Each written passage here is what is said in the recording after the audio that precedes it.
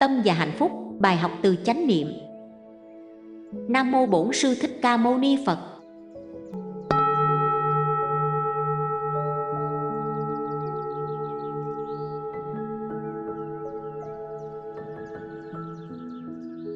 Chào mọi người.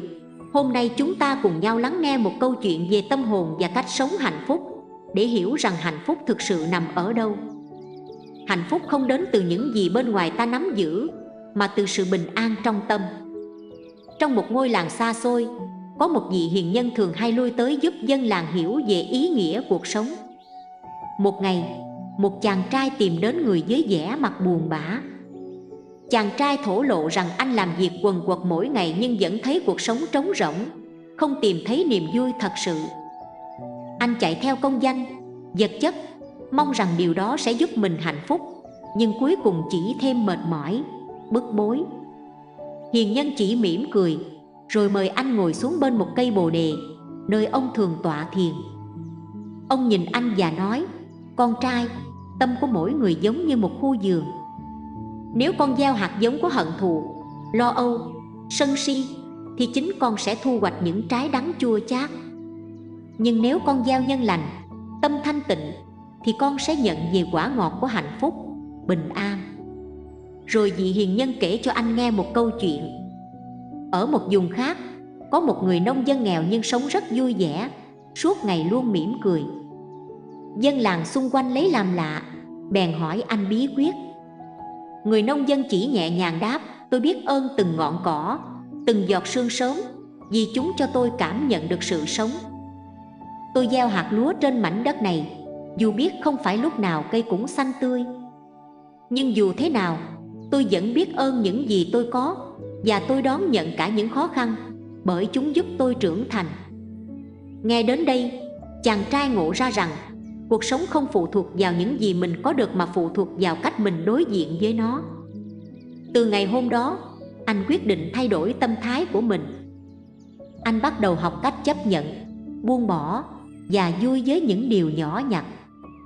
Vì hiền nhân nhìn chàng trai, nhắc nhở thế giới bên ngoài sẽ không mang lại cho con sự bình an lâu dài. Tâm con an nhiên thì tự khắc mọi thứ sẽ trở nên tươi sáng, đẹp đẽ. Gieo nhân nào gặt quả nấy. Câu nói này đơn giản mà sâu sắc. Nếu trong lòng bạn chứa đầy sự vui vẻ, sự an yên, thì cuộc sống sẽ phản chiếu lại niềm hạnh phúc đó. Ngược lại, nếu tâm bạn đầy oán hận, lo lắng, cuộc sống sẽ trở thành một chuỗi ngày bất an. Những gì ta cảm nhận trong lòng sẽ hiện ra trong cách ta nhìn cuộc đời. Sức mạnh của lòng biết ơn và buông bỏ. Phật dạy rằng sự sung túc, an lạc thực sự không đến từ của cải, danh vọng, mà từ lòng biết ơn và sự chấp nhận. Khi ta hiểu rằng hạnh phúc nằm ở cách chúng ta nhìn nhận và đón nhận cuộc sống, ta sẽ thấy nhẹ nhàng hơn, bớt đi sân hận, tham lam. Ví dụ, nhiều người cố chấp nắm giữ những điều đã qua, giam mình trong những oán hận. Điều đó chẳng khác gì tự trói buộc mình. Càng nắm chặt quá khứ, càng thêm đau khổ. Nhưng nếu ta biết buông bỏ, biết rằng đời là vô thường, thì chúng ta sẽ thoát khỏi gông cùm do chính mình tạo nên. Hạnh phúc là điều rất giản dị. Nó ở trong từng cử chỉ, từng lời nói chân thành. Khi bạn mỉm cười, niềm vui đó không chỉ cho chính bạn mà còn lan tỏa đến người khác. Cuộc đời cũng như tấm gương, ta mỉm cười với nó sẽ mỉm cười với ta. Câu chuyện bình an trong tâm. Một người học trò hỏi Phật: "Thưa Thầy, làm sao con có thể tìm thấy bình an khi cuộc sống đầy biến động?" Đức Phật trả lời: "Khi có cơn bão, mặt hồ sẽ xao động, nhưng dưới đáy hồ nước vẫn bình yên." Phật khuyên người học trò nên tìm bình an bên trong thay vì chạy theo những thứ bên ngoài. Bởi lẽ, nếu chỉ đợi hoàn cảnh mới có thể bình an, thì ta sẽ mãi mãi sống trong bấp bênh. Hạnh phúc thực sự đơn giản là tâm thanh tịnh. Khi tâm bạn an yên, bình thản trước những biến đổi của cuộc đời, bạn sẽ cảm thấy hạnh phúc. Phật dạy: hãy biết trân quý từng khoảnh khắc, sống với lòng biết ơn và yêu thương. Khi ta ngừng so sánh mình với người khác, ngừng để tâm đến những điều nhỏ nhặt, ta sẽ cảm nhận được sự an nhiên trong tâm hồn. Hạnh phúc không nằm trong những chiếc xe sang, nhà cao cửa rộng, mà là trong lòng biết đủ. Hạnh phúc là khi bạn có thể bình an bên người thân, khi bạn cảm thấy thanh thản với chính mình, không oán trách, không sân si. Mỗi một ngày ta còn được sống là một ngày đáng để biết ơn. Đời người ngắn ngủi, chỉ có thể thấy hạnh phúc khi tâm an nhiên, như lời Phật dạy. Hãy buông bỏ những gì không thuộc về mình, trân quý những gì hiện có. Gieo những hạt giống tốt lành, nuôi dưỡng tâm hồn bằng sự bình yên và hạnh phúc tự nhiên sẽ đến. Hãy sống đơn giản, biết đủ, và hãy giữ cho tâm luôn thanh tịnh. Cuộc sống sẽ trở nên đẹp đẽ khi chính tâm hồn chúng ta là một cánh đồng gieo trồng hạnh phúc.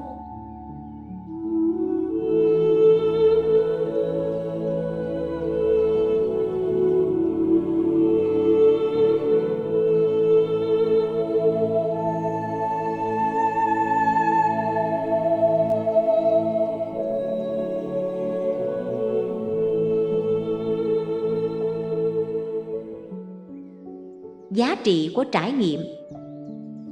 Có một lần, có một thanh niên tìm đến Phật, buồn bã nói: "Thưa Thầy, cuộc đời con đầy những thất bại, mâu thuẫn và khổ đau. Con đã cố gắng, nhưng mỗi lần đối mặt với khó khăn, con lại thấy mình yếu đuối. Làm thế nào để con có thể đạt được hạnh phúc và bình an?" Phật nhìn anh với ánh mắt từ bi, nhẹ nhàng đáp: "Này con, những gì con đã trải qua không phải là gánh nặng mà là những bài học quý giá. Đừng để chúng trói buộc tâm hồn con, hãy đón nhận chúng như những bậc thang để con tiến lên. Mỗi lần con trải qua thất bại, thành công, mâu thuẫn hay khổ đau, đó là một cơ hội để tâm con thêm trưởng thành và sâu sắc." Người thanh niên chăm chú lắng nghe, ánh mắt dần dịu lại, bắt đầu hiểu ý nghĩa mà Phật muốn truyền đạt. Phật tiếp lời: "Thất bại không phải là dấu chấm hết, mà là khởi đầu của một con đường mới. Như một bông sen vươn lên từ bùn, chỉ khi trải qua u tối, sen mới có thể nở rộ. Cũng vậy, mỗi lần con thất bại, con lại có thêm kinh nghiệm để trở nên mạnh mẽ hơn. Thất bại dạy con về sự kiên trì và lòng bao dung cho chính mình và cho những giới hạn của bản thân." Phật mỉm cười, kể tiếp một câu chuyện. Ngày xưa, có một người thợ mộc nổi tiếng trong vùng vì tay nghề cao.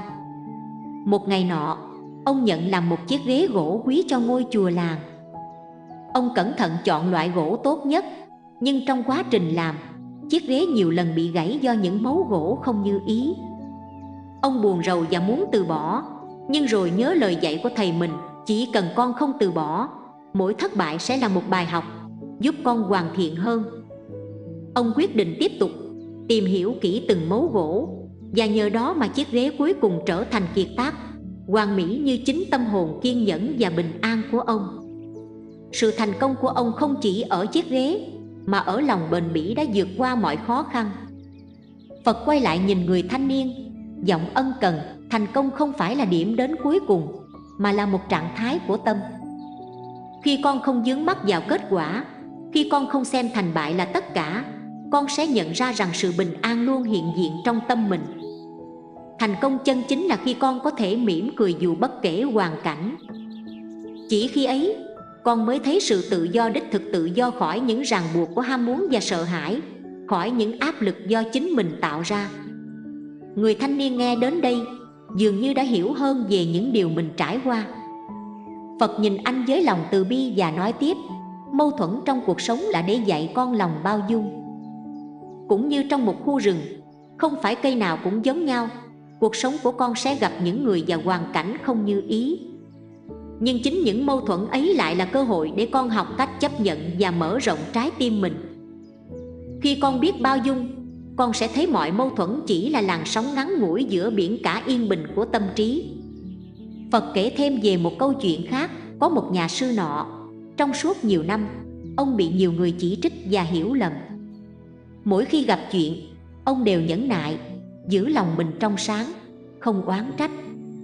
Dần dần, những người hiểu lầm ông lần lượt nhận ra tấm lòng nhân hậu của ông, và nhà sư đã cho họ thấy rằng lòng bao dung không chỉ là chấp nhận người khác, mà còn là sống trong sự bình an của chính mình. Cuối cùng, Phật nhấn mạnh: Khổ đau cũng là một phần của cuộc sống. Giống như đêm tối là tiền đề để thấy ánh bình minh, khổ đau giúp con hiểu rõ giá trị của hạnh phúc. Khổ đau là chất liệu để xây dựng lòng từ bi, là cơ hội để con nhìn sâu vào bên trong mình, để tìm ra sự mạnh mẽ mà trước đây con chưa từng biết đến. Nếu con biết dùng khổ đau để trưởng thành, thì chính những đau khổ ấy sẽ là con đường dẫn đến hạnh phúc chân thật. Phật kết thúc: hãy sống như cây mai trong giá lạnh, không ngại sương tuyết, vẫn nở hoa đúng lúc.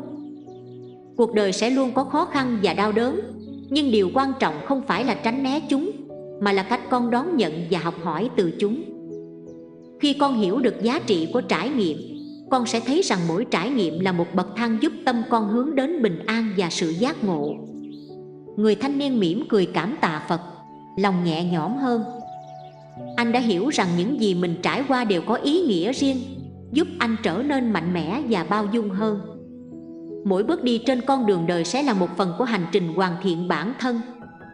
Trải nghiệm cuộc sống giống như những gợn sóng trên mặt nước, có lúc nhẹ nhàng, có lúc dữ dội, nhưng nếu giữ tâm bình an, tất cả rồi cũng sẽ tan biến, nhường chỗ cho sự tĩnh lặng và tự do của tâm hồn.